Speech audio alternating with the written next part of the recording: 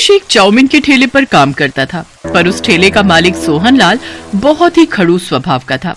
सुरेश जितना मर्जी अच्छा काम कर ले, पर फिर भी उसका मालिक कभी भी उससे खुश नहीं होता था। सुरेश रोजाना सुबह 9 बजे काम पर निकल जाता था और रात को 11 बजे घर आता था। इतनी मेहनत करने के बाद भी उसका मालिक हमेशा उसे किसी न किसी बात के लिए सुनाता रहता था। क्या बात है सुरेश, इतनी देर से ग्राहक खड़े हैं और तेरे से अभी तक एक चाउमीन नहीं बनी? ऐसे काम नहीं होगा, तू तो मेरा नुकसान करवा देगा। मालिक, वो मैंने आपको कल कुछ सामान लिखवाया था, वो कम है, इसीलिए देर हो रही है। कहाँ रखा है सामान? आप दे दो, मैं जल्दी से बना दूंगा।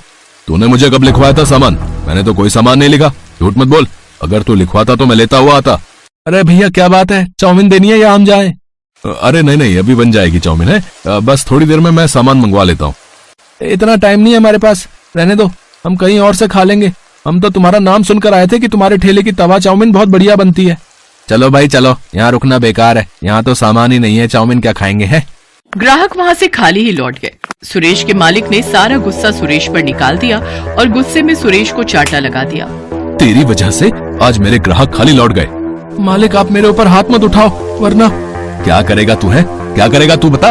गरीब भिखारी, मेरे टुकड़ों पर पलने वाला, मेरे को आंखें दिखा रहा है। अरे तू नौकर है, मेरा नौकर। मैं चाहे तुझे मारूं या फिर तेरे साथ कुछ भी करूं, तुझे सब कुछ सहन करना पड़ेगा। मालिक, मुझे आपके पास नौकरी नहीं करनी, आप मेरा हिसाब कर दो, मैं नौकरी छोड़ रहा हूँ। क्या कहा? नौकरी छोड़ रहा है? अब इतनी जल्दी मैं दूसरा नौकर कहाँ से लाऊंगा? 1 रुपया भी नहीं मिलेगा। करना है तो कर, वरना बिना पगार लिए ही यहाँ से निकल जा। मालिक, आपने पिछले 2 महीने से मेरे पैसे नहीं दिए हैं, ये तो गलत बात है। मुझे जब आपके यहाँ नौकरी करनी नहीं तो आप मेरे पिछले पैसे दे दो ना। तेरे पास क्या सबूत है कि मैंने तुझे 2 महीने के पैसे नहीं दिए? जा कर ले जो करना है, मैं तुझे पैसे नहीं दूंगा। सुरेश बिना पगार लिए ही घर लौट आता है। तुम्हारे पैसे मार लिए, तुम्हारे ऊपर हाथ भी उठा दिया। अरे वो कैसा इंसान है। चलो तुम और मैं अभी चलते हैं। कैसे नहीं देगा वो पैसे? अरे पार्वती, वो इंसान ठीक नहीं है, उसके मुंह ना ही लगो तो सही रहेगा। छोड़ो, जाने दो। पर ये तो बहुत नुकसान हो गया ना, तुम्हारे हाथ में कोई काम भी नहीं है, घर का गुजारा कैसे होगा? पार्वती, मेरे हाथों में हुनर है जिसकी वजह से मैं अपना खुद का काम शुरू कर सकता हूँ। बस मुझे थोड़े पैसों की जरूरत होगी और मैं थोड़े पैसे कमाकर फिर से ये काम शुरू कर दूंगा। सुरेश ने थोड़ी मजदूरी करनी शुरू कर दी ताकि वो पैसे कमाकर तवा चाउमीन का ठेला लगा सके। पर एक दिन, अरे पार्वती भाभी, अरे जल्दी चलो। अरे सुरेश भैया बिल्डिंग की सीढ़ियों से गिर गए हैं, उन्हें बहुत चोट आई है। क्या चोट आ गई? कहाँ है भैया? बिल्डिंग के मालिक ने पड़ोस के अस्पताल में भेजा है। सुरेश भैया के सिर पर गहरी चोट आई है। पार्वती दौड़ती हुई अस्पताल जाती है। सुरेश इस दुर्घटना में अपनी आंखों की रोशनी खो देता है। एक के बाद एक परेशानियां सुरेश के परिवार को घेर लेती हैं। सोच रहा था थोड़े पैसे कमाकर तवा चाउमीन का ठेला लगा लूंगा, पर यह मुसीबत आ गई।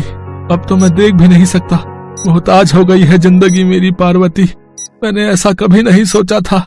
ऐसा न कहो, जिंदगी में अगर परेशानी आई है तो उनसे निकलने का हल भी हम मिलकर ढूंढेंगे। आप ठेला नहीं लगा सके तो क्या हुआ, मैं तवा चाउमीन का ठेला लगाऊंगी। बस आप मुझे तरीका बताते जाना, मैं उसी तरीके से बनाने की पूरी कोशिश करूंगी। मैं भी आपकी मदद करूंगी मम्मी। मैं भी आपकी मदद करूंगा मम्मी। ठीक है मेरे प्यारे बच्चों, तुम सब तो मेरी हिम्मत हो। पार्वती उधार पर चाउमीन बनाने का सामान और ठेला ले लेती है। सुरेश उसे बोल बोल कर तवा चाउमीन बनाना सिखाने लगा। जब पार्वती बाजार में तवा चाउमीन का ठेला लगाती तो सुरेश और बच्चे भी उसके साथ ही रहते। पार्वती धीरे धीरे बहुत ही बढ़िया तवा चाउमीन बनाना सीख गई। ग्राहक भी पार्वती के ठेले पर आते तो तवा चाउमीन की बहुत तारीफ करते। सुरेश भैया, ये सब कब हुआ? आपको मैंने सोहनलाल के ठेले पर कई बार तवा चाउमीन बनाते हुए देखा है। आवाज तो जानी पहचानी लग रही है। पहले के ग्राहक मेरे बहुत अच्छे बातचीत वाले हो गए थे। क्या करूं भैया, मालिक ने अपने ठेले से निकाल दिया था। मजदूरी करके थोड़े पैसे कमाने थे तो यह हादसा हो गया। कुछ ग्राहक तो सुरेश को पहले से ही जानते थे। जब उन्होंने उसकी ये हालत देखी तो उन्हें भी बहुत दुख हुआ। धीरे धीरे पार्वती के तवा चाउमीन ठेले पर भीड़ लगने लगी। पर एक दिन सुरेश के मालिक सोहनलाल को जब ये बात पता चली कि उसके सारे ग्राहक सुरेश के ठेले पर तवा चाउमीन खाने के लिए जाते हैं तो वो जलन से भर गया और उसने कुछ गुंडों को सुरेश के ठेले पर धमकाने के लिए भेजा। चलो हटाओ रे, ये चाउमीन का ठेला हटाओ यहाँ से, यहाँ कोई ठेला नहीं लगेगा। कैसे नहीं लगेगा? हमने तुम्हारा क्या बिगाड़ा है जो तुम हमारा ठेला यहाँ से हटवाने लगे हो? तुम लोग ऐसे नहीं मानोगे हैं? चलो भाई तोड़ दो इसका ठेला। पार्वती, ये लोग हैं कौन, जरा पूछो तो। ओए, हमें सोहनलाल जी ने भेजा, समझा? उनके सारे ग्राहक तुम्हारे ठेले पर आने लगे हैं और वो ऐसा कभी नहीं चाहते। इसलिए उन्होंने कहा है कि तू अब ये काम बंद कर, इस एरिया में बस उनका ही तवा चाउमीन का ठेला चलेगा, समझे? या कुछ और समझाए? हमें धमकी दे रहे हो? बाजार के बीच में खड़े हैं, अभी आवाज लगाऊंगी तो लोग इकट्ठे हो जाएंगे। अरे भाइयों बहनों, जरा हमारी मदद करो, देखो ये गुंडे हम गरीबों पर जुल्म कर रहे हैं। क्या हुआ बहन जी? चिंता मत करो, हमारे होते हुए गुंडे आपका कोई नुकसान नहीं पहुंचा सकते। चिंता मत करो, हम अभी इनकी वीडियो बनाकर सोशल मीडिया पर डालते हैं। क्या नाम बता रहे थे भैया? तुम्हें किसने भेजा है? गुंडे थोड़ा घबरा जाते हैं। उनके आसपास लोगों की भीड़ जुटने लगती है, जिनमें से कुछ मीडिया के लोग भी थे और कुछ जर्नलिस्ट, कुछ यूट्यूबर। फिर क्या था, उनको देखकर गुंडे बुरी तरह डर जाते हैं। इतनी देर में सोहनलाल भी आ जाता है। अब तो भीड़ सोहनलाल के पीछे पड़ जाती है।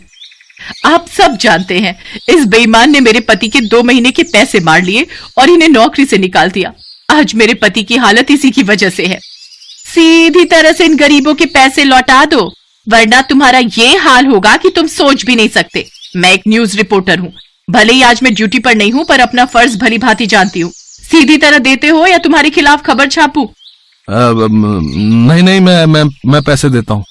सोहनलाल डर जाता है और वो पार्वती के हाथ में सुरेश के पैसे और बाकी सबके कहने पर उसका जो भी नुकसान हुआ उसमें पैसे बढ़ाकर देता है और उस दिन के बाद उन्हें तंग न करने का वादा करता है। काफी लोग सुरेश और पार्वती की मदद के लिए आते हैं और फिर सुरेश का इलाज भी करवाने के लिए बहुत से लोगों ने मदद की, जिससे सुरेश की आंखों का ऑपरेशन हो गया और उसकी आंखों की रोशनी फिर से लौट आई और सुरेश और पार्वती दोनों मिलकर अपने तवा चाउमीन के ठेले पर मेहनत करने लगे। जसमीत एक सरकारी कॉलेज में पढ़ती थी। उसके बाऊजी नरेंद्र एक कपड़ा मिल में नौकरी करते थे। जसमीत की मम्मी वर्षा घर के बराबर में ही एक होटल वाले को रोजाना के पराठे और रोटी बनाकर देती थी। कुल मिलाकर घर का गुजारा हो रहा था। पर एक शाम, वर्षा, आज सुबह से ही सीने में बहुत दर्द हो रहा है, लगता है ज्यादा बढ़ रहा है। जसमीत जल्दी आ, तेरे बाऊजी की तबीयत खराब हो रही है। बाऊजी क्या हुआ? मैं ऑटो लेकर आती हूँ। जसमीत और वर्षा नरेंद्र को हॉस्पिटल लेकर जाती हैं। डॉक्टर नरेंद्र का ईसीजी करता है और उसमें कुछ कमियां आती हैं। अभी तो मैं कुछ दवाइयां लिखकर दे रहा हूँ, यदि इन्होंने ज्यादा अपने शरीर से काम लिया तो दिल की बीमारी भी हो सकती है और यकीनन आगे चलकर ये हानिकारक है। बाऊजी, अब आप कुछ दिन बिल्कुल काम पर नहीं जाओगे, बस घर पर आराम करोगे। पर जसमीत बेटा, अगर मैं काम पर नहीं गया तो मुझे तनख्वाह काट कर मिलेगी और मिल के मालिक मेरी जगह किसी और को नौकरी दे देंगे। पर बाऊजी, आपकी तबीयत भी ठीक नहीं रहती है, डॉक्टर ने आपको आराम करने के लिए बोला है। कुछ नहीं होगा बेटा, तू मेरी चिंता मत कर। वर्षा, मेरा रोटी का डिब्बा बांध दे, मैं चला जाता हूँ। पिछले 3 दिन से नहीं गया, इतनी छुट्टियाँ लेना मेरे लिए सही नहीं होगा। नरेंद्र काम पर चला जाता है। पर आओ नरेंद्र, इससे मिलो, ये नया वर्कर तुम्हारी जगह काम करेगा। वो ऐसा है कि मुझे पता चला है कि तुम्हारी तबीयत ठीक नहीं रहती है, इसलिए डॉक्टर ने तुम्हें बेड रेस्ट बोला है। हमारी मिल को तो ऐसे वर्कर की जरूरत होती है जो चुस्त हो, मेहनती हो और अच्छा काम कर सके।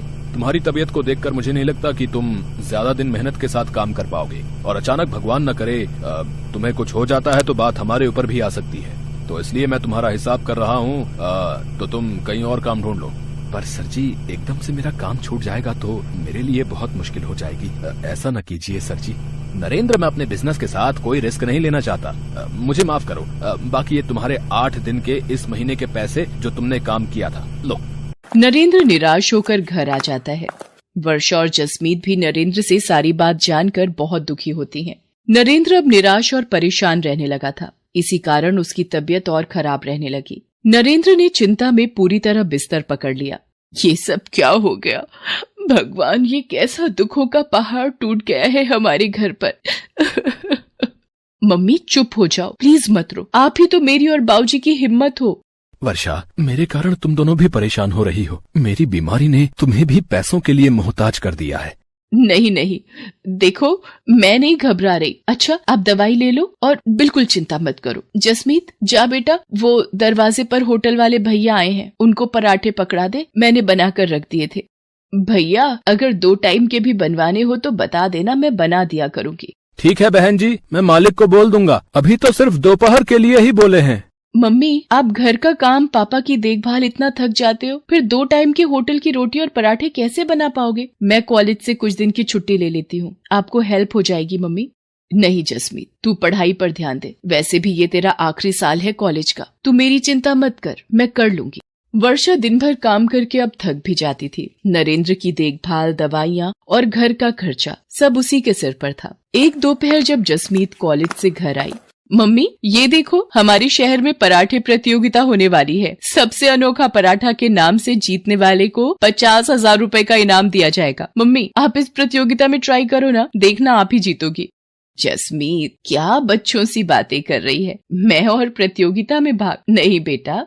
पर मम्मी इस प्रतियोगिता में भाग लेने में हर्जी क्या है, ट्राई तो करो, हो सकता है आपके बनाए हुए पराठे बहुत ही पसंद आए और आप इस सबसे अनोखा पराठा प्रतियोगिता को जीत जाओ। देखो अगर आप जीत गए तो 50,000 रुपए से बहुत कुछ कर सकते हो। मम्मी प्लीज मम्मी आप मेरे लिए एक बार इस प्रतियोगिता में भाग लो तो सही। मैं आपका फॉर्म भर रही हूँ, आपको इस प्रतियोगिता में भाग लेना ही होगा।